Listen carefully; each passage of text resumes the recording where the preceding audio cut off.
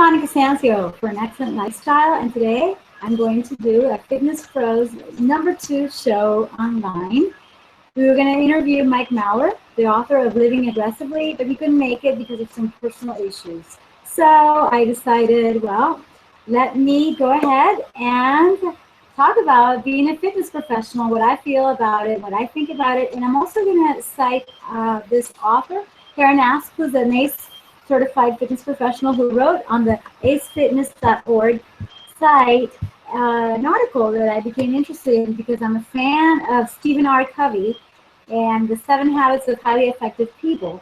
Well, her article is called 7 Habits of Highly Successful Fitness Professionals, and I would love to refer to it since I do agree with everything that she writes here, plus I might add some of my own insights, okay? So if you're ready for this, let's take notes. Are you a fitness professional? Are you interested in becoming one? Well, let me tell you, anything is possible. And now with social media, you can be sharing what you do and people might see you as a fitness professional. But some of us have a career in this, and you know, there's a big difference in somebody who's an enthusiast and a really good person in fitness with respect to a professional who actually works at it and teaches and is current with all the new findings in fitness and wellness.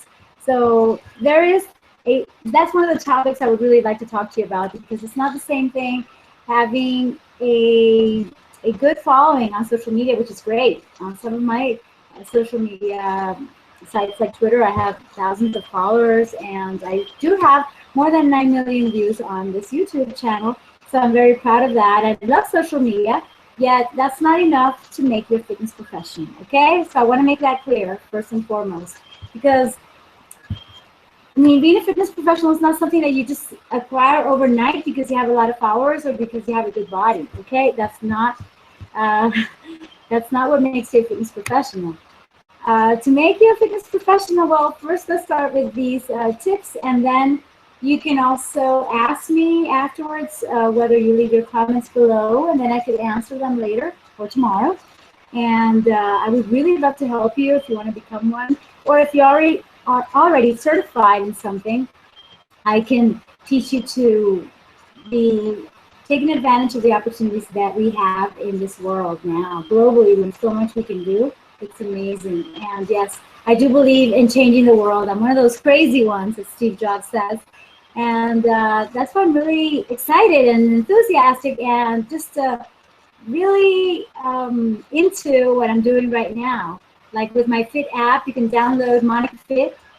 And yeah, there I have a lot of videos, audios, motivation, inspiration for you to be more fit, healthy, happy, and free, as well as my upcoming videos. So I invite you to subscribe to this channel and get more of what I'm teaching you in fitness, wellness, holistic nutrition, because I studied that in Clayton College of Natural Health. That was my what I did after my career.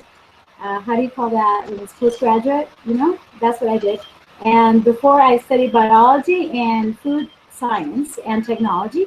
So I have a scientific background, and then, I wouldn't say then, simultaneously as I was studying my career, I was also building a fitness career, and I started out with YMCA, AFA, and ACE certifications, and then I went on and did other things like get certified in kettlebells like HKC, and I have some certifications like in some of these spinning bike certifications, like to be a spinning instructor sort of.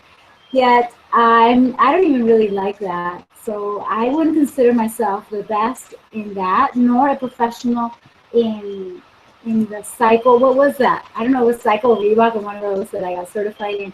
And I have a few certifications of things that I'm really not that proficient in. Because sometimes you get a certification because you take a course and you take a test, but that doesn't make you a pro in that particular field, okay? So certification is so relative. I recommend that everybody get a certification if you want to be a professional, yet a lot of professionals don't even have certifications.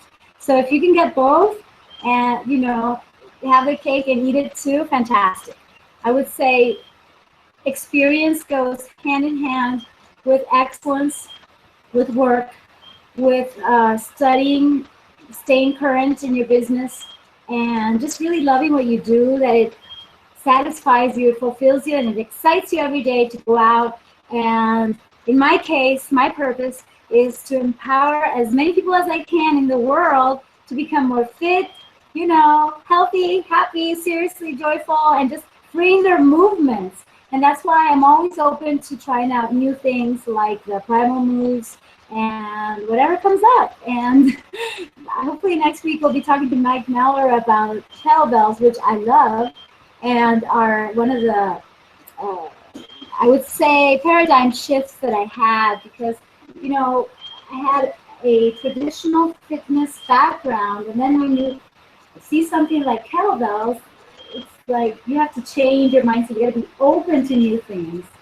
So it's interesting, and I would really love to have more guests, which I will, okay, so that we can all talk about this and hear people's approaches to this, listen to other opinions, and I'm just really excited in getting back to my fitness background, because as you know, I'm also doing other things. But as the habits of the highly successful fitness professionals goes, there's one that talks about focus. So you can have 50 things going on, but you focus on one at a time, and you have priorities every day. Okay, I'm getting ahead of the tips that I told you about that are in this amazing article. That's, like I said, acefitness.org. Look for it, or you can just Google it, 7 Habits of Highly Successful Fitness Professionals.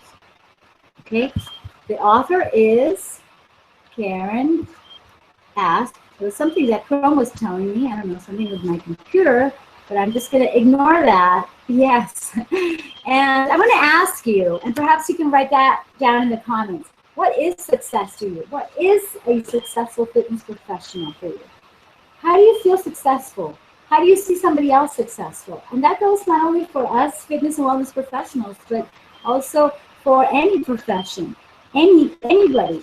How do you consider them successful? That's a question for you. My success has a lot to do with being happy, aligned, and just doing what I love and helping people along the way. You know, Zig Ziglar has a really good quote on that. He says, what was it? I've quoted him on Twitter a lot. He says that you help as many people as you can, and then you will get what you want. Get what you want? Yeah, look for it. Anyways, I'm looking for the article that I'm going to use as a base to read the definitions of highly successful fitness professionals. Okay, I'm just going to give you the tips and some of my comments, of course, but you can go to the original article, and then you can also leave your comments below this video on what you really think about either the article or what I'm commenting to you. But my point is that you can't just go and say, okay, so I'm a fitness pro because I look good and I know how to exercise. It's not enough, okay? So listen to this. Tip number 1. The fitness professionals that are successful set goals and work on achieving them daily. Okay? Are you doing that? Am I doing that? I do set goals. Sometimes I set too many goals at a time, so I have to streamline and say, okay, I'm going to get 3 or 5 things done. And since I've been working on online marketing, then I've learned a lot of personal development, which includes daily motion, daily motions, and the daily mode of operations, the DMO, and also what we call the financial activities that really are productive. So I'm always aware, okay, what I'm doing right now is very inspiring, but am I really going to get something productive out of it? Sometimes I say, you know what, it's not about the money, it's about the satisfaction. So I'm going to do it anyways, and I'm going to give a lot of importance to it, so it might be high on my list. But definitely, I always have goals, and it's really good to see that the most successful guys and girls who are fitness professionals are really following these tips, are already part of this mindset of success, of achievement. you know, you might envy them because they're so great. You know, we all have some envy and jealousy, but what's the use? The important thing is that we learn from them, okay? So whether it's your money goal, what you want to have as in the number of students, or if you want to set up a gym, whatever you want to do, you have to have the goals in place. Like, I want to upload a video today, and I am. So in a few minutes, you'll have my video of today on how to do abdominals standing up, okay? That's a video that I had in Spanish and English, and that was one of my goals. And it's like, what? It takes a long time, but it's 98% uploaded already. So that was one of my goals, and it's getting done, and I'm really happy and proud about that. It makes me feel good to achieve the goals. Okay, let's review. About number 2, they develop their communication skills. So aside from setting goals and achieving them, and obviously tracking the goals to see if those goals are getting done, the communication is so important. What this article says is that having good communication skills is a prerequisite for success in any industry, but it may be even more important in the fitness industry, where you're working often on one-on-one with many individuals. And yes, what you say is important, but also how you listen to people. Because I have students that I listen to much more than I prescribe or tell them what to do. Why? Because that's going to give me the information to really hone in the skills that they need to learn in order to get to their next level.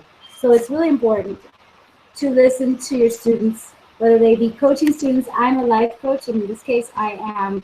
I have a new Instagram account, by the way, and I call it Fit Love Life Coaching, okay? And I really love to focus on being fit, happy, healthy, and free, and that's what I like people to be.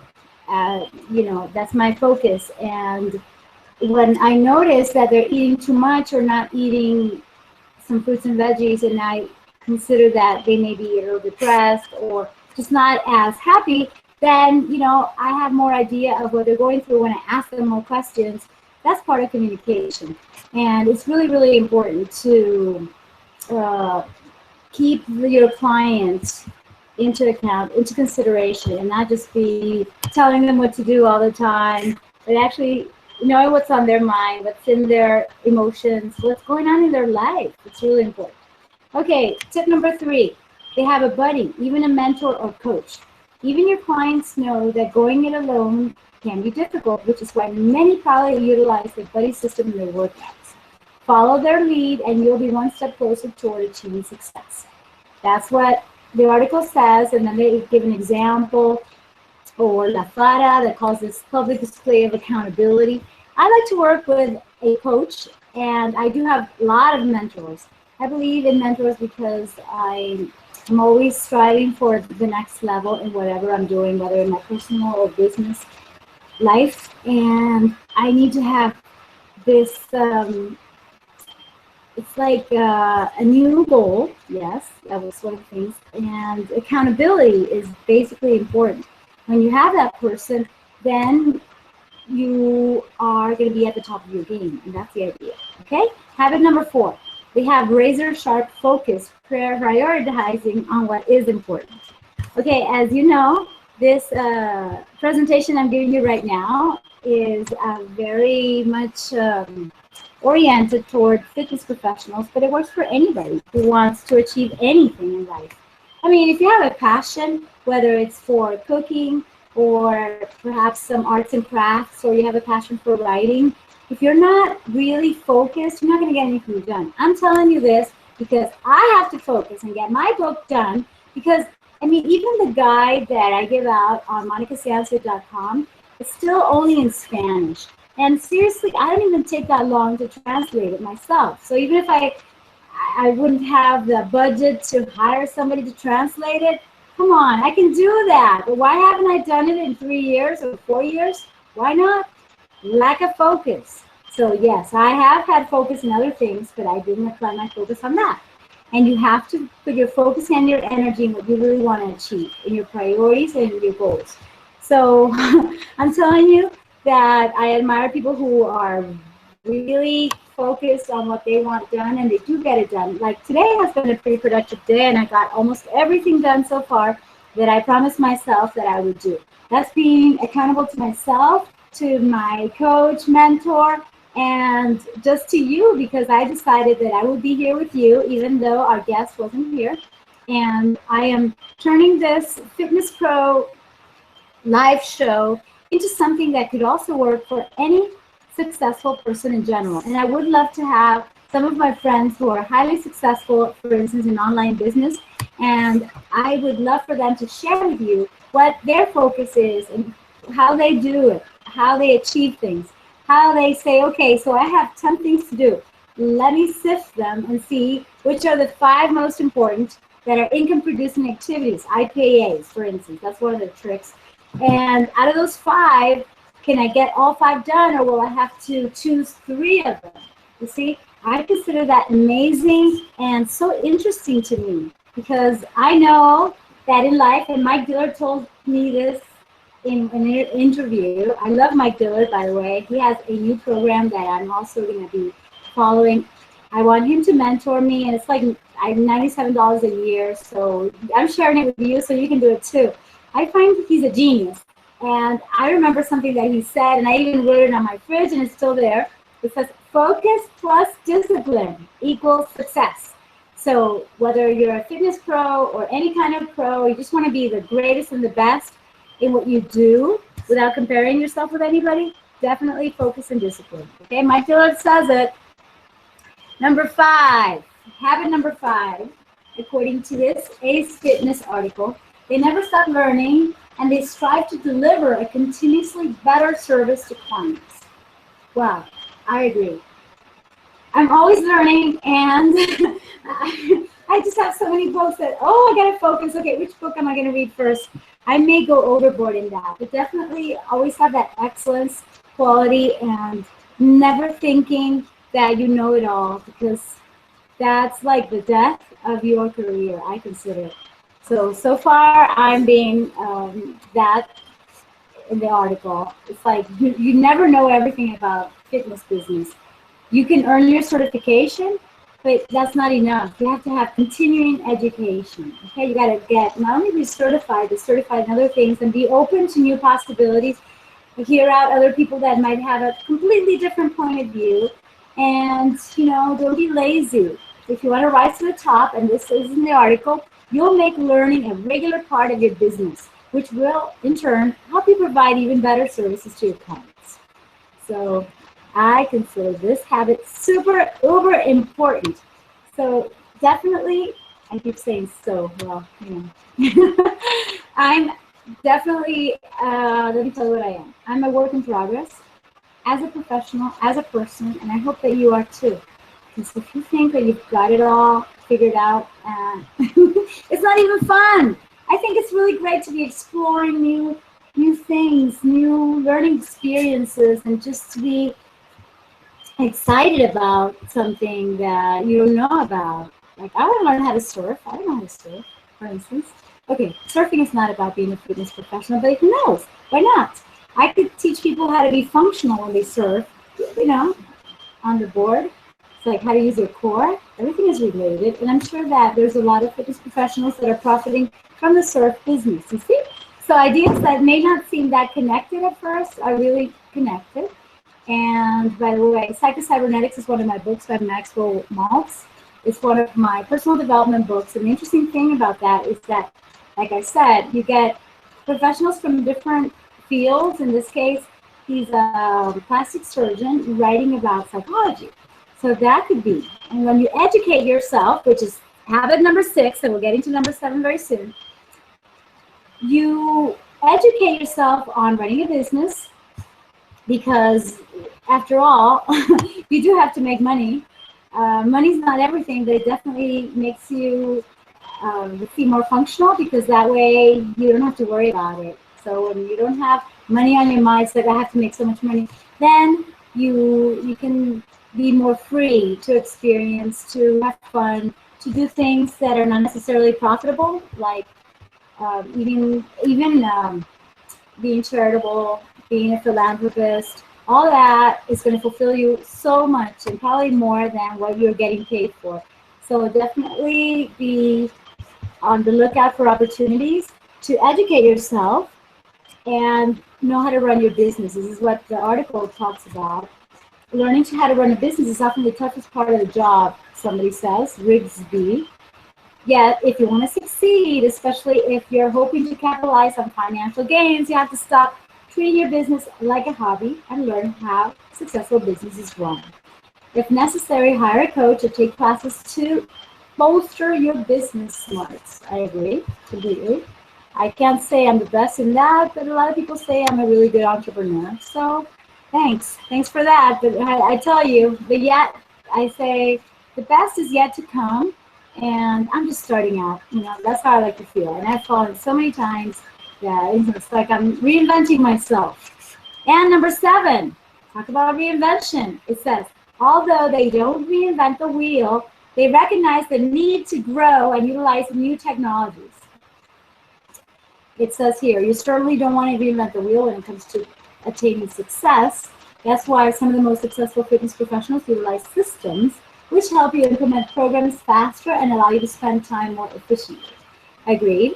And for me, a system could be the fact that I'm on YouTube and I could just be here for 10 minutes, 20 minutes, and share something that I consider really valuable for us fitness professionals, and also ask you to comment, to give your feedback, to complement this presentation, and perhaps I will be leveraging this information. Instead of just talking to 2 people or 10 students, I will talk to 30, 300, maybe 3,000 who will watch this video.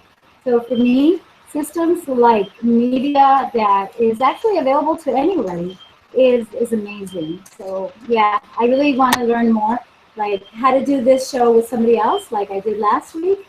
And that interview, for it to be, like on Skype, you could have a divided screen, I think.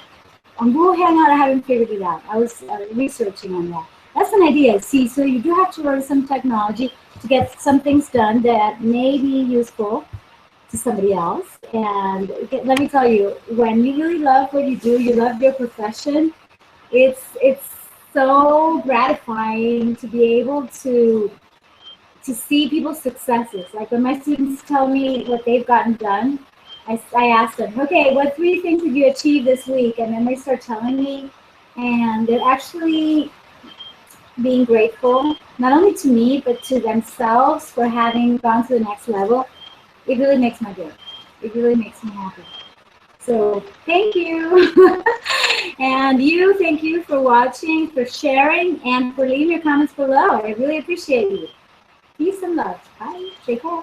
See you next time.